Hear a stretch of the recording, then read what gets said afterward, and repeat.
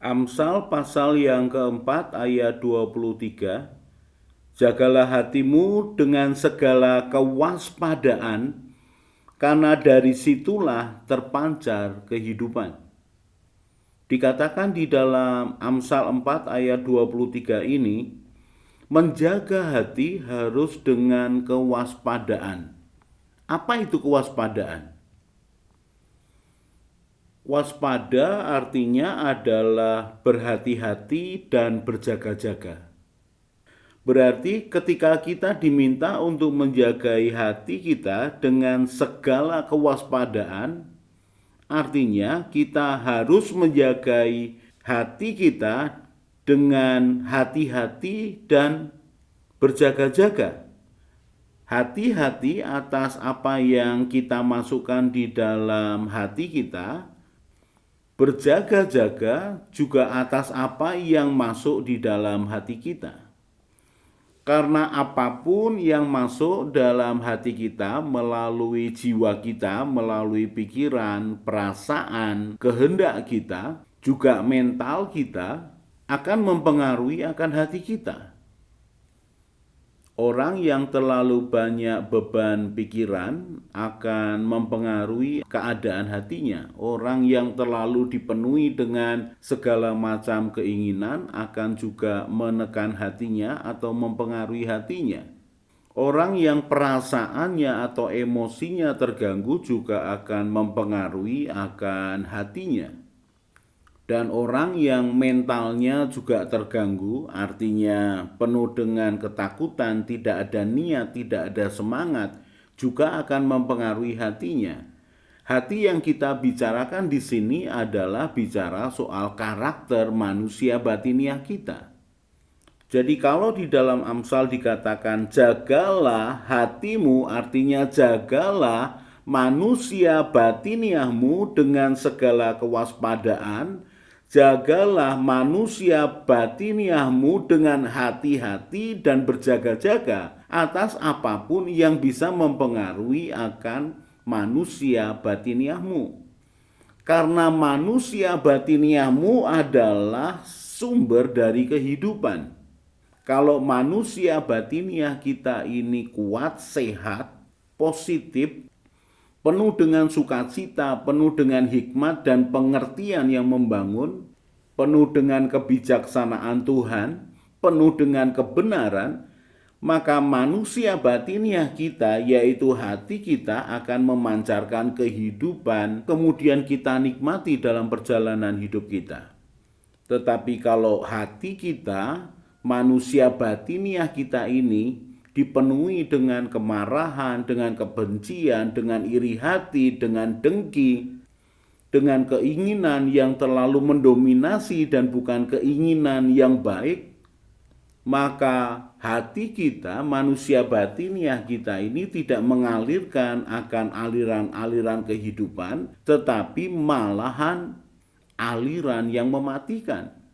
Ayub pasal yang kelima ayat yang kedua, sesungguhnya orang bodoh dibunuh oleh sakit hati, dan orang bebal dimatikan oleh iri hati. Saya ulangi sekali lagi, Ayub pasal yang kelima ayat yang kedua dikatakan, sesungguhnya orang bodoh dibunuh oleh sakit hati, dan orang bebal dimatikan oleh iri hati. Kita melihat bahwa sakit hati dan iri hati bisa membunuh orang, bisa membunuh akan hatinya atau bisa membunuh manusia batiniahnya. Sakit hati dan iri hati bisa membunuh akan manusia batiniah kita. Pada suatu kali Tuhan Yesus mengajarkan kepada murid-muridnya untuk lebih memperhatikan manusia batiniah mereka dibandingkan dengan manusia lahiriah mereka. Matius 15 ayat yang ke-17 mulai. Tidak tahukah kamu bahwa segala sesuatu yang masuk ke dalam mulut turun ke dalam perut lalu dibuang di jamban? Tetapi apa yang keluar dari mulut berasal dari hati, dan itulah yang menajiskan orang. Karena dari hati timbul segala pikiran jahat, pembunuhan, perzinahan, percabulan, pencurian, sumpah palsu, dan hujat. Itulah yang menajiskan orang. Tetapi makan dengan tangan yang tidak dibasuh tidak menajiskan orang. Pada waktu itu, ahli-ahli Taurat dan orang Farisi memprotes murid-murid Tuhan yang tidak membasuh tangan sebelum makan.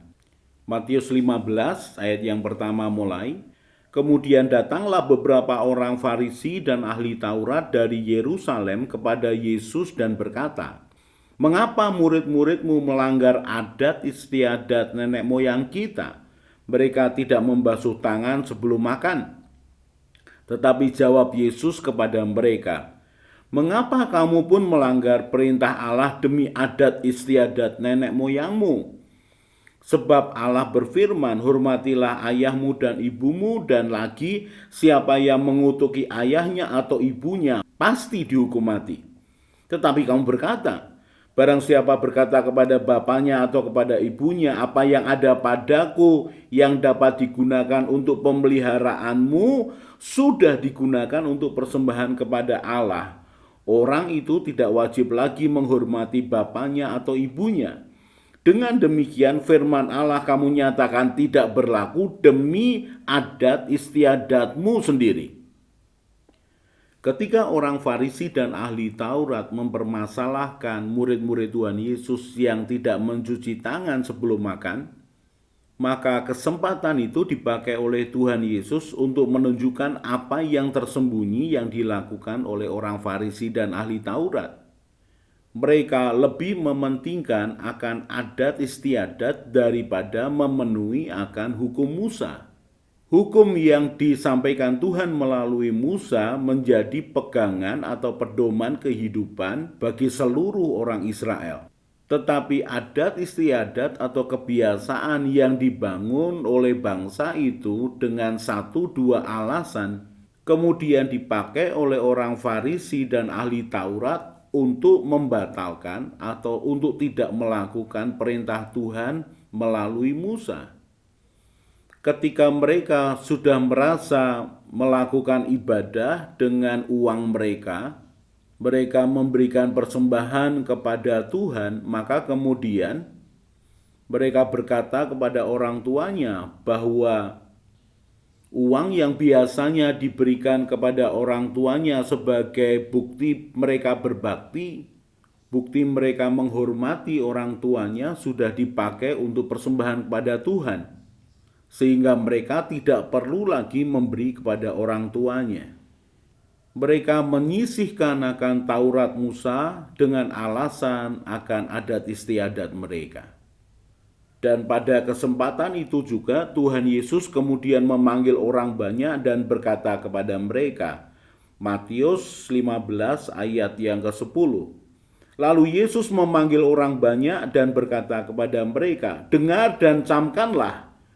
Bukan yang masuk ke dalam mulut yang menajiskan orang, melainkan yang keluar dari mulut itulah yang menajiskan orang." Dan kemudian Tuhan Yesus menjelaskan dari ayat yang ke-17 sampai dengan yang ke-20 bahwa apa yang masuk ke dalam mulut masuk ke perut kemudian dibuang ke jamban. Tetapi yang keluar dari mulut justru adalah berasal dari hati. Itu yang menajiskan orang. Karena dari dalam hati orang timbul pikiran jahat, pembunuhan, perzinahan, percabulan, pencurian, sumpah palsu, dan hujat. Itulah yang menajiskan orang. Sehingga kemudian kalau kita bandingkan dengan Ayub 5 ayat yang kedua, sesungguhnya orang bodoh dibunuh oleh sakit hati dan orang bebal dimatikan oleh iri hati.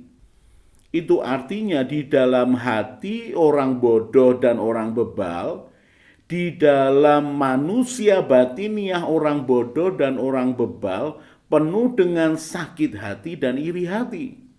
Itulah yang akan membunuh yang bersangkutan. Yang pertama adalah membunuh akan manusia batiniahnya. Tetapi kemudian ketika itu dibiarkan terus-menerus tanpa pertobatan, maka sakit hati dan iri hati bukan saja membunuh akan manusia batiniahnya, tetapi juga akan bisa membunuh orang lain atau membunuh dirinya sendiri pada suatu kali. Kejadian 37 mulai ayat yang ketiga. Israel lebih mengasihi Yusuf dari semua anaknya yang lain, sebab Yusuf itulah anaknya yang lahir pada masa tuanya. Dan ia menyuruh membuat jubah yang maha indah bagi dia.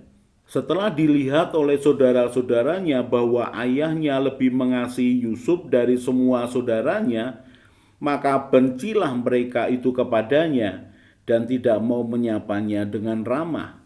Pada suatu kali bermimpilah Yusuf, lalu mimpinya itu diceritakannya kepada saudara-saudaranya. Sebab itulah mereka lebih benci lagi kepadanya. Karena katanya kepada mereka, coba dengarkan mimpi yang kumimpikan ini. Tampaklah kita sedang di ladang mengikat berkas-berkas gandum. Lalu bangkitlah berkasku dan tegak berdiri. Kemudian datanglah berkas-berkas kamu sekalian mengelilingi dan sujud menyembah kepada berkasku itu. Lalu saudara-saudaranya berkata kepadanya, apakah engkau ingin menjadi raja atas kami? Apakah engkau ingin berkuasa atas kami? Jadi makin bencilah mereka kepadanya karena mimpinya dan karena perkataannya itu. Lalu ia memimpikan pula mimpi yang lain yang diceritakannya kepada saudara-saudaranya. Katanya, aku bermimpi pula, tampak matahari, bulan, dan 11 bintang sujud menyembah kepadaku. Segala hal itu diceritakannya kepada ayah dan saudara-saudaranya. Maka ia ditegur oleh ayahnya, mimpi apa mimpimu itu? Masakan aku dan ibumu serta saudara-saudaramu sujud menyembah kepadamu sampai ke tanah? Maka iri hatilah saudara-saudaranya kepadanya, tetapi ayahnya menyimpan hal itu dalam hatinya.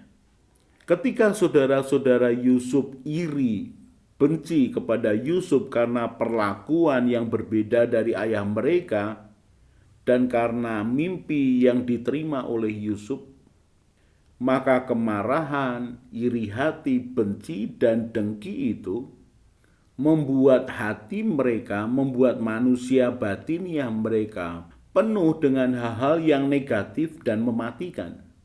Dan ketika kebencian, kemarahan, iri hati, dan dengki itu disimpan dalam hati mereka, maka kemudian kita tahu mereka berupaya untuk membunuh Yusuf.